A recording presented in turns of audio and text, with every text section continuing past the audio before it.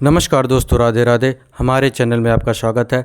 आज हम बात करने वाले हैं गौरी गोपाल आश्रम के बारे में। आखिर वहाँ पे एक ऐसी दुर्घटना घटती है जिससे माननीय अनिरुद्ध महाराज जी की आंखों में आंसू आ जाता है। आखिर क्या कारण है इस घटना के पीछे, इस घटना के पीछे की सच्चाई क्या है? आखिर इतना कुछ व्यवस्था होने के बाद भी गौरी गोपाल आश्रम में ऐसी दुर्घटनाएं कैसे हो जाती हैं? तो दोस्तों, सब कुछ मैं आपको बताऊंगा, बस आप वीडियो के अंत तक बने रहिएगा। दोस्तों, आप भी जानते हैं कि गौरी गोपाल आश्रम में वृद्ध माताएं रहती हैं और वृद्ध माताओं की सेवा माननीय अनिरुद्ध महाराज जी द्वारा की जाती है। वहाँ पे सैकड़ों या लगभग कह सकते हैं हजारों माताओं की अब सेवा होती है, क्योंकि माननीय अनिरुद्ध महाराज जी द्वारा एक नए गौरी गोपाल आश्रम का निर्माण किया गया है। और वहीं बात कर लें तो वहाँ पे पंखा, एसी, टाइल सब कुछ लगा है, बहुत ही वीआईपी बना है।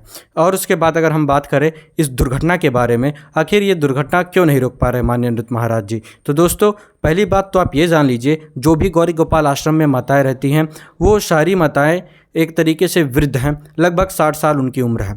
आखिर जब एक माता जी ऐसी रहती हैं कि उनका तबीयत खराब होता है और उन्हें भर्ती कराया जाता है, जब उन्हें भर्ती कराया जाता है उनका इलाज के दौरान एक तरीके से कह सकते हैं दुनिया छोड़ के चली जाती हैं। उसके बाद से माननीय अनिरुद्ध महाराज जी को ये खबर मिलता है कि एक माता जी अब इस दुनिया में नहीं रही और ऐसी ऐसी बात है। तो माननीय अनिरुद्ध महाराज जी तुरंत जाते हैं, देखते हैं और माता जी को लेके आते हैं।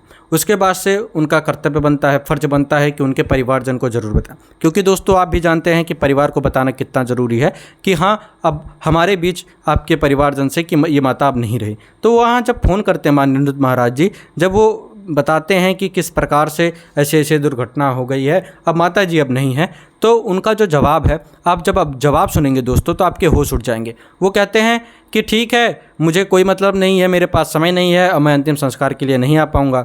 और जब माननीय महाराज जी ये सुनते हैं तो उनके होश उड़ जाते हैं। देखिए कितने सरल भाव में ये कह दिए कि लगता है कि कुछ हुआ नहीं है। माननीय अनिरुद्ध महाराज जी को एक तरीके से कष्ट भी होता है और दूसरा उन्हें भी पता है कि इस प्रकार के बच्चे हैं तभी तो माता यहाँ आई हैं। तो गौरी गोपाल आश्रम में जितनी माताएं हैं उन्हें अपनी माँ की तरह मानते हैं और ऐसे कहने के लिए नहीं, वो कर्तव्य से भी मानते हैं। वो तुरंत कह सकते हैं जो बेटे का फ़र्ज होता है, कंधा देना, आग लगाना, अंतिम संस्कार के सारे नियमों का पालन करना, वो माननीय महाराज जी खुद करते हैं।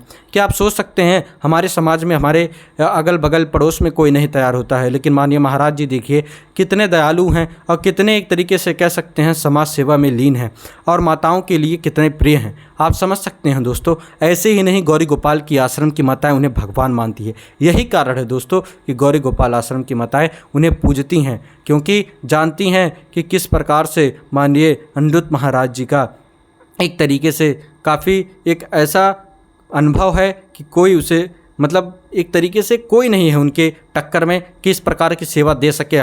हमें भी नहीं देखने के लिए मिलेगा हमारे भारत समाज में कि ऐसा, या कहीं भी कि इतनी माताओं की कोई सेवा कर रहा हो, निःशुल्क सेवा कर रहा हो, किसी प्रकार सा कोई लाभ का चक्कर ना हो। वहीं यही नहीं कि माताओं का खुद पैर दबाते हैं, खाना खिलाते अपने हाथों से। दोस्तों, वहाँ की माताएं उन्हें भगवान मानती हैं और ये कोई मजाक नहीं है कि माताएं उन्हें देख के रोने लगती हैं। उनके प्रति जो भाव है वो आप दोस्तों समझ नहीं सकते हैं कि उन माताओं के लिए क्या भाव होता है। देखते ही रोने लगती हैं, वो उनके अंदर भगवान का रूप देखती हैं और माननीय अनिरुद्ध महाराज जी उनके में अपनी माँ का रूप देखते हैं। और यही कारण है उनकी आपस के बीच का जो प्रेम है वो शायद दोस्तों कहीं हमें देखने के लिए जल्दी मिलेगा। यही बहुत ही अच्छा लगता है दोस्तों। अगर आपको वीडियो पसंद आया हो तो कमेंट में राधे राधे ज़रूर लिखिएगा। मिलते हैं अगले वीडियो में, तब तक के लिए नमस्कार दोस्तों, राधे राधे।